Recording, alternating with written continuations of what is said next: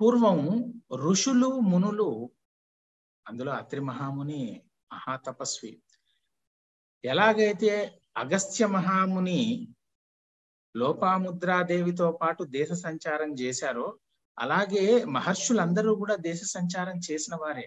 ఎందుకు అనంటే మానవ కళ్యాణం కోసం, అవసరార్థం. ఆ రోజుల్లో అంటే వాళ్ళు కృతయుగంలో ఎక్కువ మటుకు మనకు కనిపించేవారు. తర్వాత కొంతమంది మహర్షులు త్రేతాయుగంలో కనిపించారు.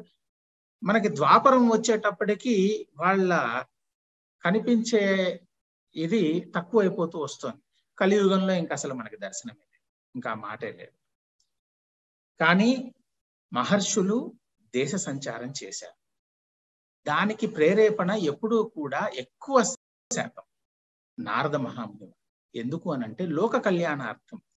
అన్నీ తెలిసిన ఒక మహాముని ఒక దగ్గరే ఉండిపోతే మిగతా చోట్ల ఉన్న ఆ జనాలు ఎలా ఉద్ధరింపబడాలి, వాళ్లకున్న ఆ సందేహాలు ఎలా నివృత్తి కావాలి, వాళ్ళ జీవన విధానం అనేది ఎలా మారాలి, ఎలా ఉన్నతికి వాళ్ళు పాటుపడగలగాలి, ఇదంతా కూడా జ్ఞానం కలిగితేనే. ఆ జ్ఞానం కలిగించాలంటే ఇటువంటి మహర్షులు రావాల్సిందే.